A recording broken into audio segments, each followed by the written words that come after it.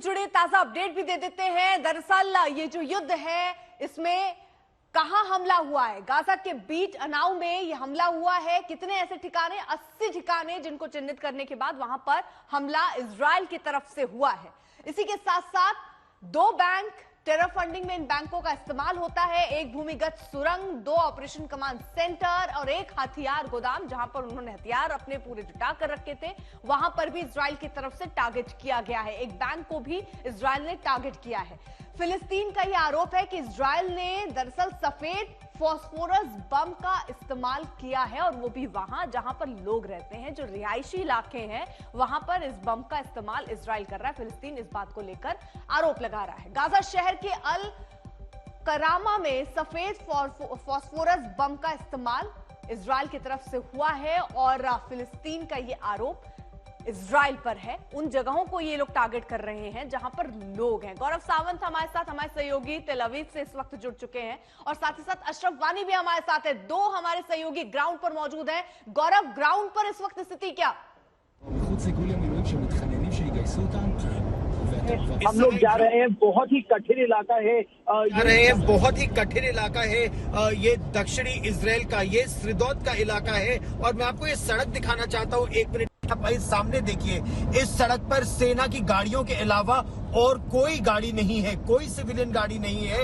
ये केवल जो ट्रक्स जा रहे हैं, बड़े बड़े ट्रक्स, ये रसद और सामग्री सेना के लिए लेकर आ रहे हैं। गोला बारूद हथियार ये इन सड़कों पर आ रहा है कि सीधे सदर्न बॉर्डर तक। बाकी आप पूरा देखिए, ये इलाका सुनसान है, खाली है। यहाँ पर बहुत ज्यादा इस समय तनाव है, जहां पर आज तक आपको ग्राउंड जीरो से लेटेस्ट रिपोर्ट्स दिखाने का प्रयास कर रहा है। ये वो इलाका है जहां पर अभी भी अंदेशा इस बात का है, डर इस बात का है कि यहाँ पर अभी भी हमास के कुछ आतंकवादी छिपे हो सकते हैं। जिकिम के इलाके में कल हमास के कुछ आतंकवादियों को मारा गया था और अभी मैं उस इलाके में जाने का प्रयास कर रहा हूं।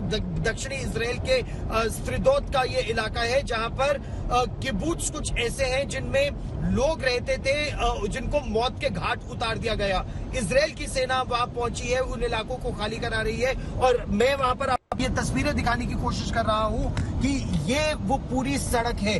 कोई सिविलियन मूवमेंट नहीं, कोई यातायात नहीं, कोई यहाँ जाने की इस समय हिम्मत नहीं कर पा रहा है क्योंकि इस इलाके को यहाँ की सेना ने, मिलिट्री ने अभी सैनिटाइज पूरी तरह से नहीं किया है। ये गाजा पट्टी से बहुत ज्यादा दूर नहीं है ये इलाका, बहुत संवेदनशील ये इलाका है जहां पर हम जाने की कोशिश कर रहे हैं और मिलिट्री चेक पॉइंट्स 2-3 हैं। एक जगह अभी हमको रोका भी गया, लेकिन हमने बोला हम इंटरनेशनल मीडिया है, हम वो दिखाना चाहते हैं जमीनी स्थिति क्या है। अब आप ऐसे यहाँ पर देख भी सकती है, देखिए ये एक मिलिट्री चेक पॉइंट है, लेकिन इस मिलिट्री चेक पॉइंट पे हमें नहीं रोका गया। यहाँ सेना की गाड़ियां तमाम खड़ी हैं लोगों को वो रोकने के लिए कि और कोई सिविलियन इस इलाके में ना जाए। लेकिन हमने एक संदेश करा रखा है कि मीडिया वहां पर आ रही है, हम यहाँ रिपोर्टिंग करना चाहते हैं। जिकिम के आगे अगर मीडिया को जाने दिया जाएगा तो हम लोग आपको वो ग्राउंड रिपोर्ट्स उन इलाकों से दिखा पाएंगे जहां पर ये एक्शन हो रहा है। और ये देखिए यहाँ पर ये यहाँ की पूरे टैंक, बख्तरबंद गाड़ियां यहाँ पर पूरी तरह से लगी हुई है। ये इजरायली आर्मी के टैंक्स और गाड़ियां यहाँ पर है। मैं आपको 1 मिनट दिखाने की कोशिश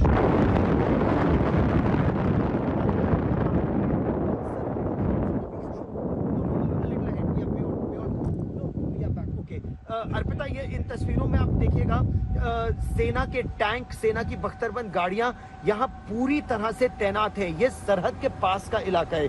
ये देखिए सर, स्टॉप, मैं आपको यहाँ से जूम इन करके दिखाता हूँ। ये देखिए इजरायली आर्मी के टैंक्स, इजरायली आर्मी की बख्तरबंद गाड़ियां यहाँ पर पूरी तरह से तैनात कर गई है और यहीं से इस ऑपरेशन को अंजाम दिया जाएगा। अभी मैं आपको उतर के यहाँ से दिखाने की कोशिश करता हूँ। हालांकि यहाँ पर उतरना बहुत सुरक्षित नहीं है, लेकिन फिर भी ये देखिए, यहाँ से हम आपको दिखाने की कोशिश करेंगे इस पूरे इलाके को।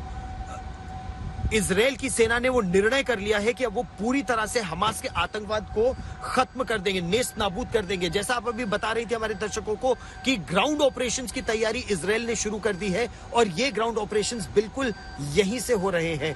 और मैं आपको ये तैयारी 1 मिनट दिखाना चाहता हूँ सर, जस्ट स्टॉप 1 मिनट। ये मैं आपको यहाँ से वो इलाका दिखाना चाहता हूँ जहां पर इजराइल की सेना को तैनात किया गया है। ये देखिए, ये इजराइल की सेना के टैंक्स हैं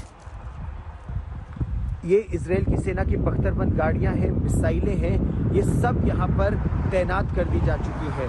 तो इजराइल की सेना ने पूरी तरह से निर्णय कर लिया है कि उनको इस आतंक को जड़ से उखाड़ना है, और इस आतंक को जड़ से उखाड़ने के लिए अगर उन्हें ग्राउंड पर जाना पड़े, गाजा पट्टी में जाना पड़े, तो उसके लिए भी यहाँ की सेना पूरी तरह से मुस्तैद है, तैयार है। जिस सड़क पर इस समय हम हैं, ये दक्षिणी इजराइल को जाने वाली इकलौती सड़क है, और ठीक मेरे पीछे देखिए, इस सड़क पे कोई भी नहीं है। मेरी एक गाड़ी के अलावा यहाँ कोई गाड़ी नहीं है जो आपको दूर दूर तक कुछ भी दिखा सकेगी। ये देखिए, यहाँ पर केवल मिलिट्री मूवमेंट इस समय अलाउड है। क्यों?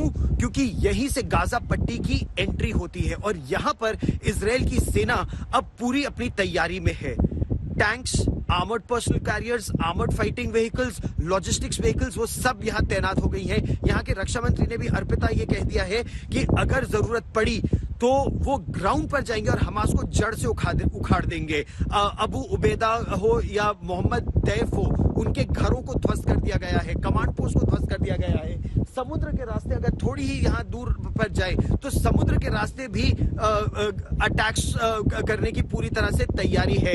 आकाश में लगातार आप F-16 विमानों को सुन सकते हैं। तो इस समय ये है इजराइल की तैयारी पूरी तरह से हमास को जड़ से उखाड़ फेंकने के लिए। ठीक है गौरव, जरा रहिए आप साथ। हमारे साथ अशरफ भी हैं, लेबनान में वो मौजूद हैं। अशरफ, क्योंकि देखिए वहां पर भी हिजबुल्लाह जो है वो भी इसमें शामिल बताया जा रहा है, तो क्या कोई जवाबी कार्रवाई इजराइल की तरफ से लेबनान में भी हुई? अमृता, बिल्कुल तनाव काफी बहुत बड़ा है। मैं सदर्न लेबनान में हूँ, दक्षिणी हिस्सा जो है लेबनान का, यहाँ पर जो है लगातार कल से जो है दोनों तरफ, एक तरफ से हिजबुल्लाह और हमास के लड़ाकू, यहाँ से खासतौर से हिजबुल्लाह ने ये पुष्टि की है कि उन्होंने इजराइल के कुछ आर्मर्ड व्हीकल्स को निशाना कल बनाया, जिनमें 2 आर्मर्ड व्हीकल जो इजरायली सेना के हैं वो तबाह कर दिए हैं। उसके जवाब में जो है इजराइल की तरफ से मिसाइल फायर किए गए दक्षिणी लेबनान के इलाके में। यहाँ पर कुछ लोगों की जानें भी गई हैं, जिनको पहली बार हिजबुल्लाह ने फैसला किया है कि उनका पब्लिक फ्यूनरल होगा।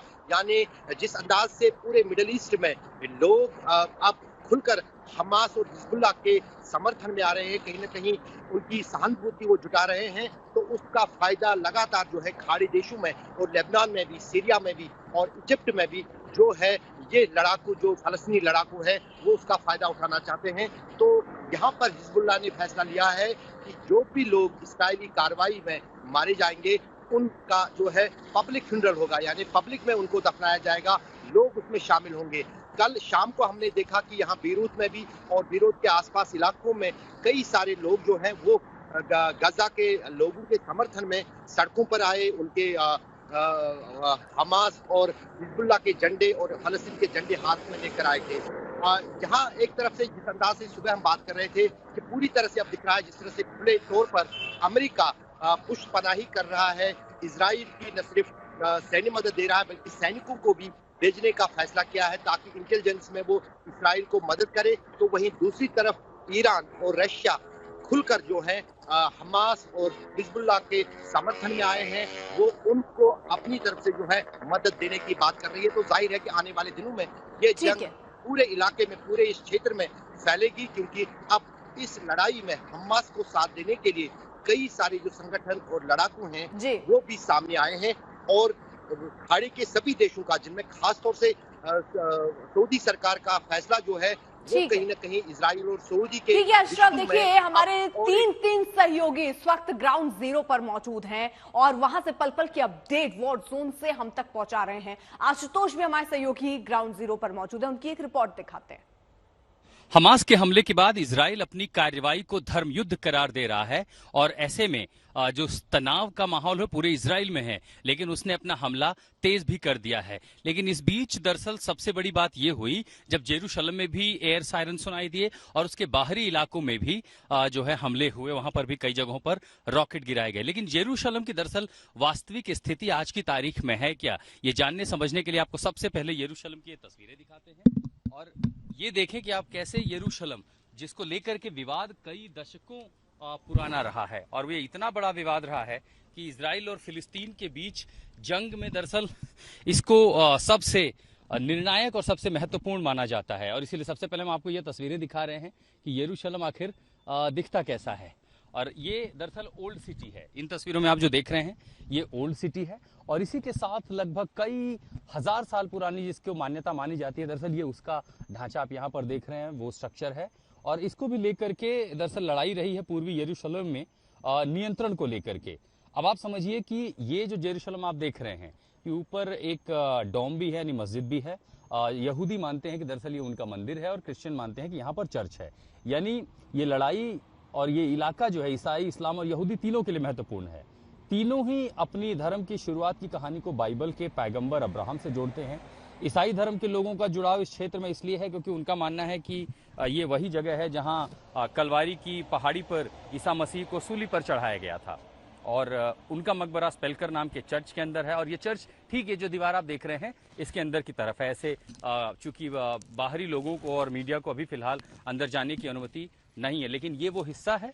और इसके साथ साथ अगर आप देखेंगे तो स्पेलकर चर्च के साथ साथ ये माना जाता है कि चूंकि ईसा मसीह के पुनरुत्थान का स्थल भी यही है।